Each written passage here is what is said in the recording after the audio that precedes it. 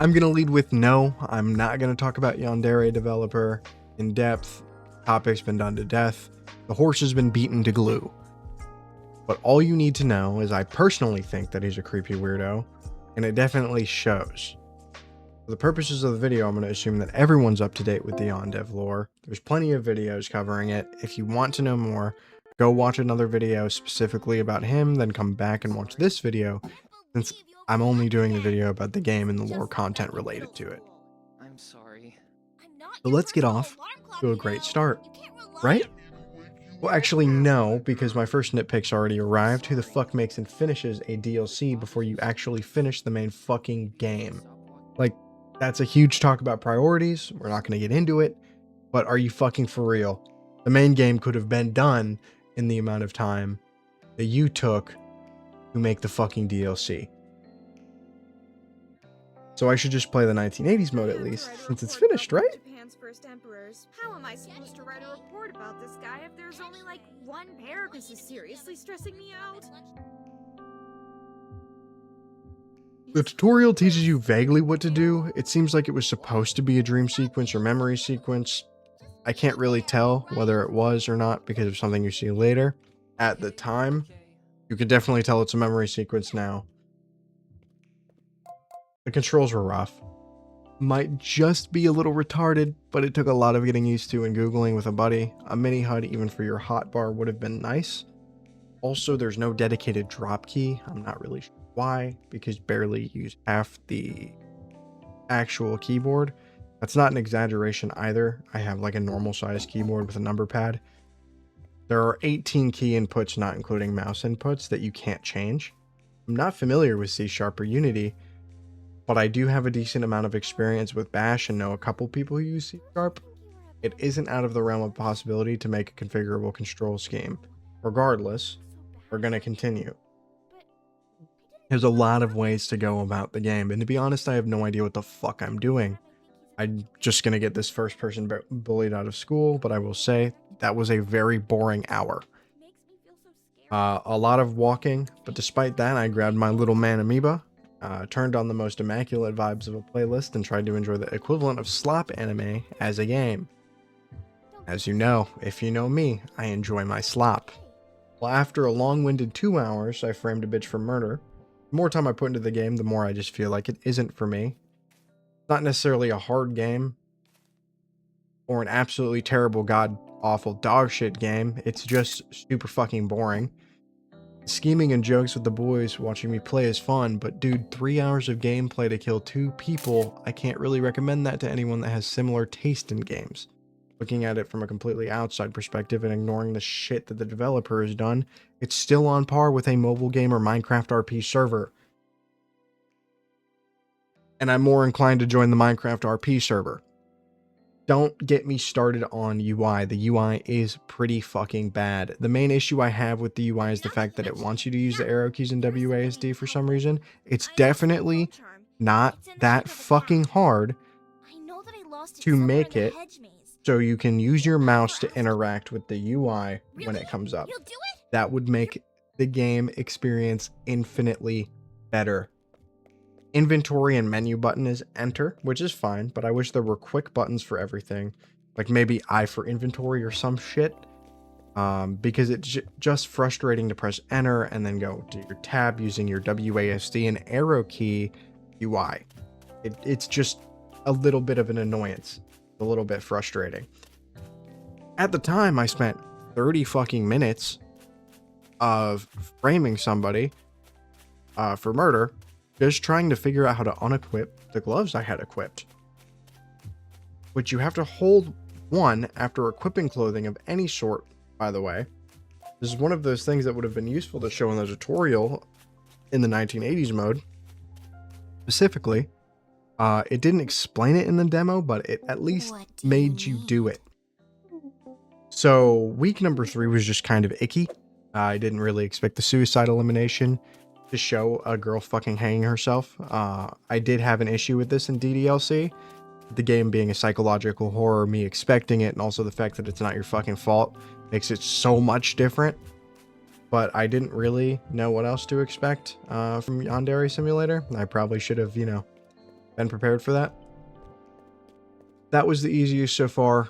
Maxed out psychology level and just gossiping with people. So a social engineering approach made it take like 15 minutes. Now I just have to grind levels until the next week, which is a recurring thing, which is completely optional, but I feel like it's necessary. Since even during your downtime, you work out areas and plans to take other people out, hit study points, and make extra money, which is a requirement. On week 4, I ended up poisoning a person, distracting her to leave, and just used some of the lethal poison that I bought from the criminal character, which you unlock by doing an actually funny Yakuza-style sequence, and turns out that that was the best part of the game. It peaked in like the first few hours. After doing that, apparently, you can abduct people, so I guess it's down to saving up money to try that. On week 5, I kidnapped the rich girl. I was gonna make her kill the next rival using the torture system, which is absolutely cooked. And made me continue to feel like a slimy piece of shit. Well, that shit was fucked, because week 6 was absolutely insane. I ended up sinking the rich lady on her and didn't expect the death to be as gruesome as it was. I gave her a knife and honestly expected a quick jab and her to do the suicide part. I could not have been more wrong. So we continue on to the next week. On week 7, I got that person expelled, because that's what the game told you to probably do, which has been the least regretful, but also one of the most difficult eliminations, because you have to steal fucking answer sheets. That was just hard. All of these people have been completely innocent, right?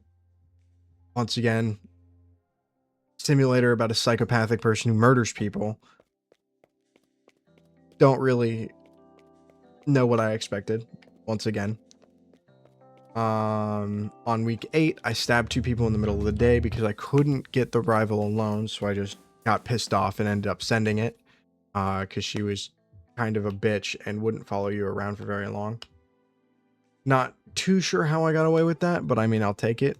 On week 9, I finally saved up enough money and got somebody abducted, but before doing that, I had to kidnap and ransom like 4 people, which is a little too easy. Sedatives were super cheap and I didn't have access to them. Access to the items. She finds a quiet place to write song lyrics without distractions. Shit you need to make it replenishes every single day. It feels like it's possible with enough time you could kidnap and kill enough people to end the whole school. Can you find her when But she's regardless, writing on song week 10, I lyrics? planted narcotics on the final boss character, which is weird that it was so easy, Oh my god. considering the I journalist just should have some realized sort I of, asked I don't know, you to extra stop like her and- fingerprint dusting kit, or should be able to, you know, have somebody spot you a lot easier, right? Like just adding the photographers to the hallway was not enough to dissuade me from doing everything the exact way I had already been doing it. The difficulty was supposed to ramp up. It just didn't feel like it. But I guess I'm just an underhanded piece of shit with the way I go about things. So we'll see. I only stabbed somebody when I either had to or got pissed off in a very easy to hide in area. And there's a lot of those. I won't be actually trying the full game until it comes out and it's free, so I don't have to support Yandere monetarily for personal reasons, and because that was a straight slog and I probably wouldn't pay for it even if I could have. But I've already invested that time in it now, so I might as well see it through if I feel like it, which right now I don't. I originally had wrote that thinking I wasn't going to have to fucking come back and play through the actual demo, but I went ahead and played it regardless. I honestly think Fallout 76 on launch caused me less real grief, and I pre-ordered that fucking game. So, if you like the game, I'm probably going to judge you, but regardless, it's your choice whether you want to play or support the game.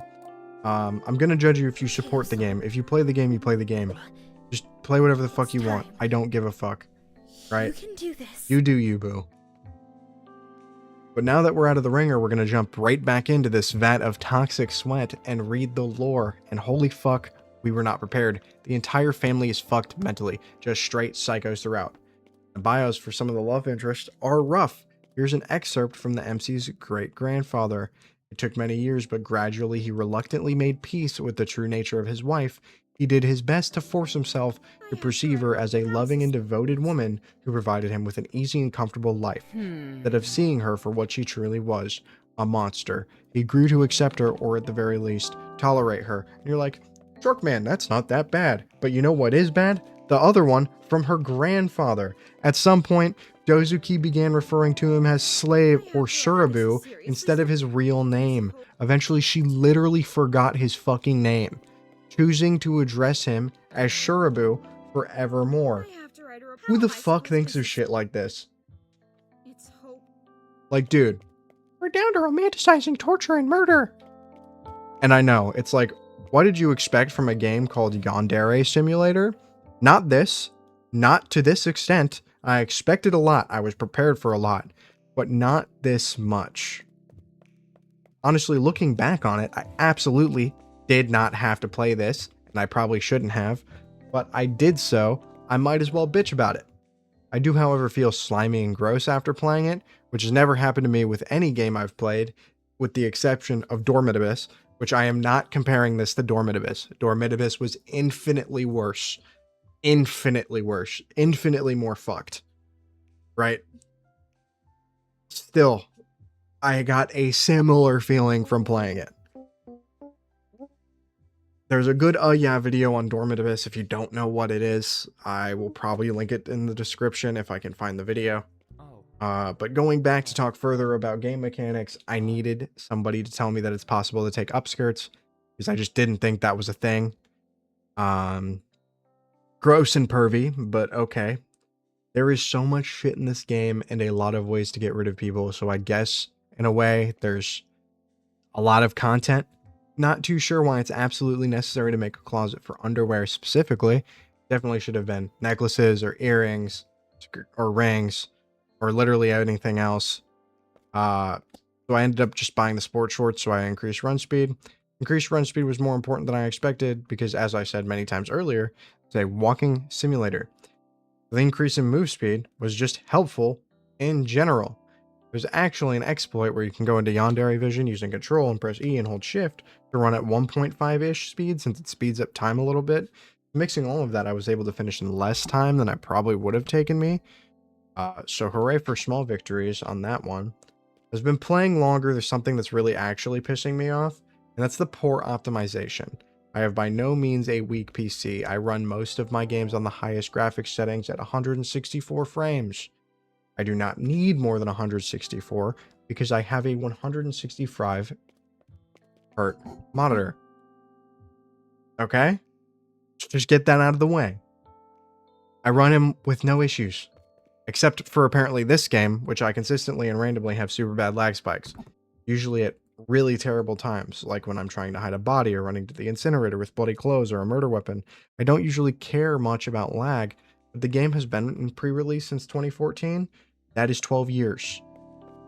That is also one of those things that should have been prioritized. It should have been fixed by now. So, as I said earlier, I did end up playing the demo for reasons that were previously stated. It has all the same issues as the 1980 mode, but there is extra stuff to do, more creative ways to kill people, and there's an actual saving grace. You get to murder a groomer.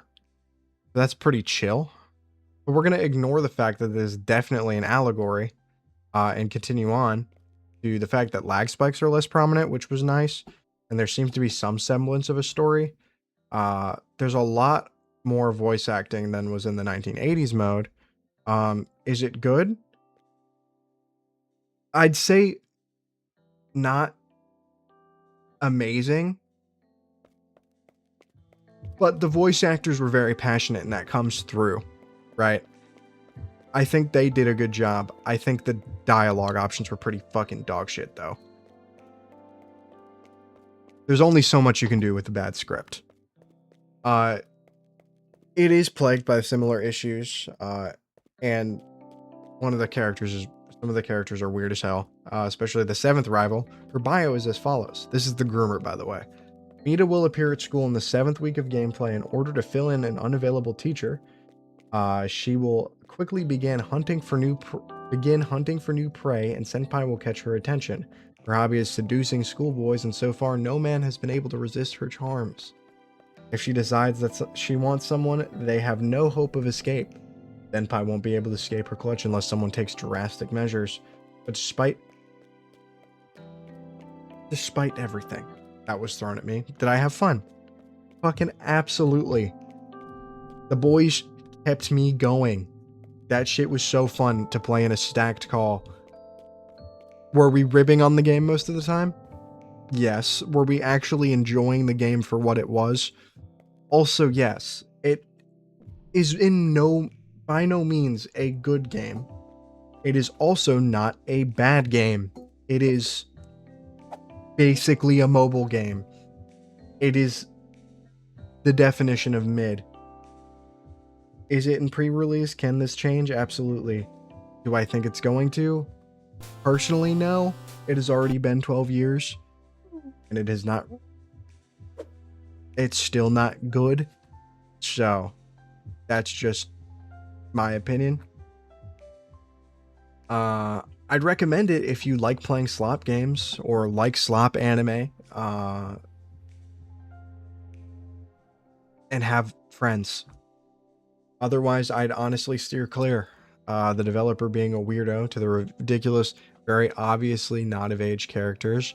I know when you boot up the game, it says that the characters are 18 unless otherwise stated. Even when otherwise stated. Bro, that is such a cop-out. All of us know that they're underage. There is no hiding that. The crazy depictions of murder and suicide aren't for everybody. But no matter how you slice it, it's a wacky fucking experience. Was it a good one? Was it fun? Yeah, the guys made it enjoyable. That's really all about I got to say. I'll see you when I see you. Random Sharkman signing off.